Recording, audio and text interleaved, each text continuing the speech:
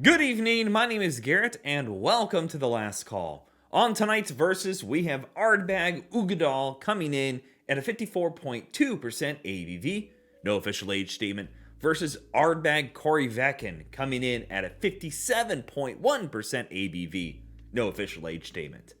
So, I'm an Ardbeg fan, as you can see over here.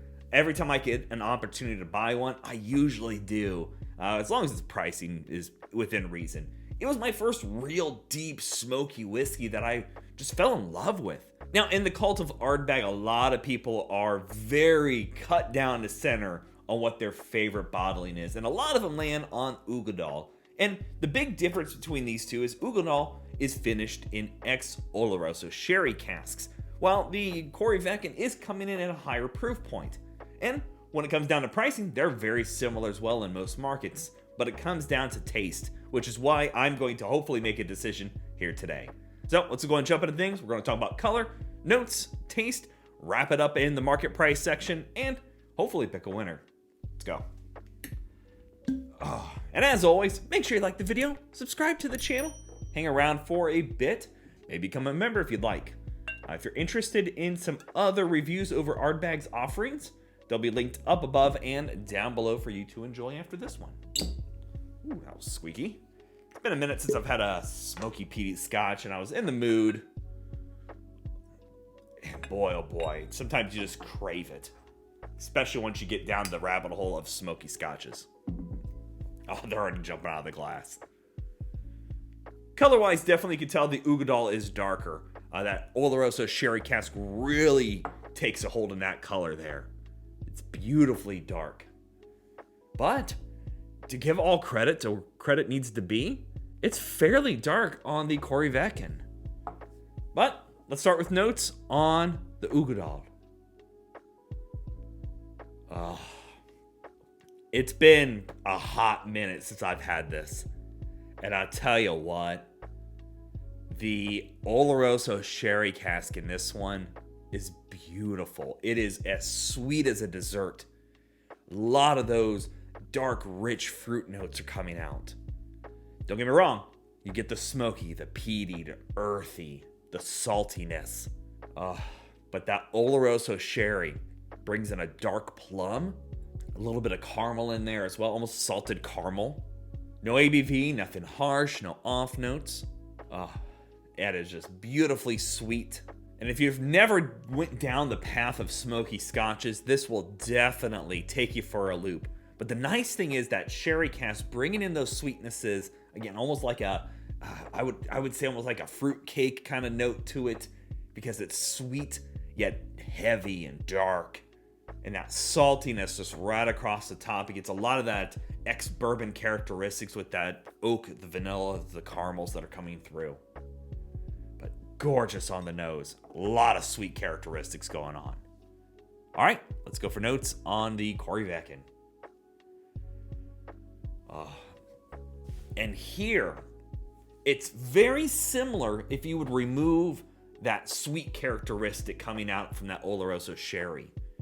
This is dark and rich, oily, earthy, peaty, like almost like a wet campfire. Salty as well, like a salt lick. Like it is rich and salty and earthy. Honestly, I feel like this is like a standard Ardbeg 10 beefed up. Like, if you said this was cast strength Ardbeg 10, I'd be like, yeah, I could tell that. There's just so much more depth and rich characteristics in there from that peatedness going on. A little bit of sweet caramels going on. As you keep going back, you get almost like a dark chocolate note going in there. A little waxiness as well.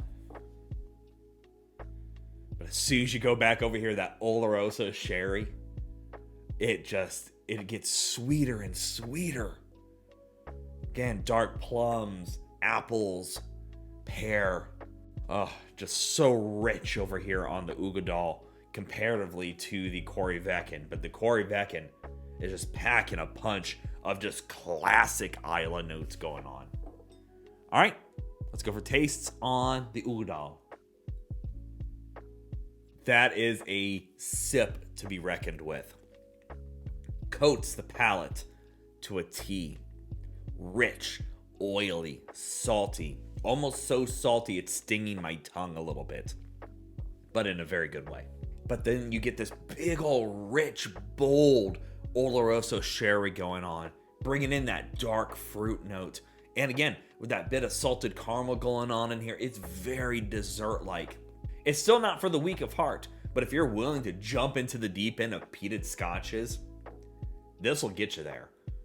It is just such an amazingly done balance of both smoky yet sweet characteristics.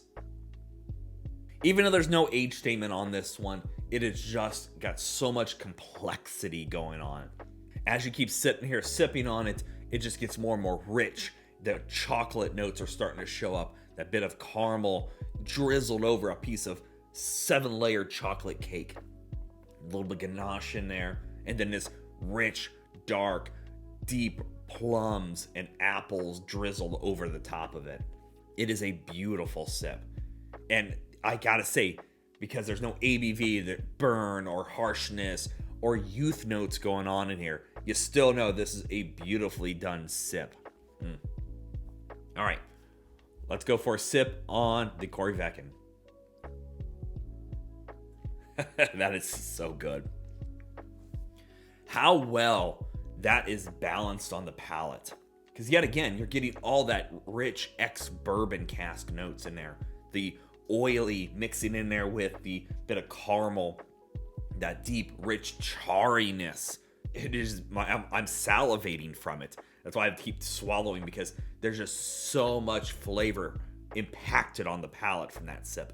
It's rich, it's charry, smoky. It is campfire to a T. And then you're getting the saltiness from that C. And it's just a melody of beautifully done Islay flavors. Yet again, this is classic Islay turned up to a 9th degree. Like, it is rich, it's bold, and it's here to really make a statement. As you let it settle on the palate for a moment, it gets more and more rich and decadent, and you're starting to get a little bit more of the dark chocolates and the sweetness characteristics coming out now. And it's almost, I wouldn't say it's quite, definitely not quite as sweet as the Uigedail, but just still has a little bit of like a brown sugar sweetness going on in here, kind of drizzled over the top of something before they try to blow torch it and kind of char it up a bit.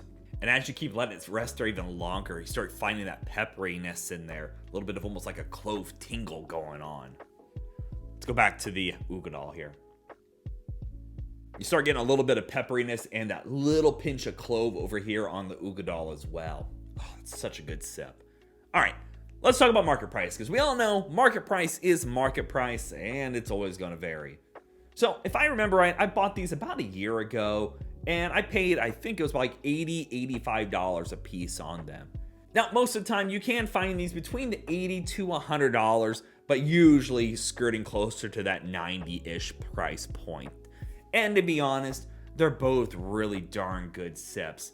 But for me today, I gotta give it to...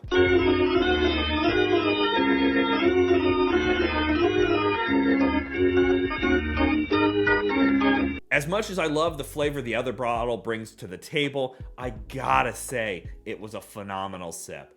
And to be honest, either of these you give me a pour of at the end of the night, I'm gonna be a happy camper. So yeah, there you have it, folks. Ardbeg Uigedail versus Ardbeg Corryvreckan. If you have questions about either bottle, go and let me know down in the comment section below. I will do my best to answer it. And if you have any specific bottles I should put up against each other, also let me know down below. Love doing these A/B comparisons. Helps me learn. Also helps you make a decision with your wallet.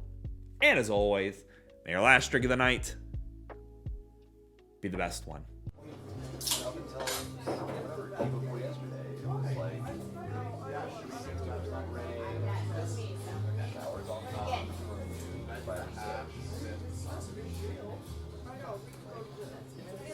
You know, and I even like it might not.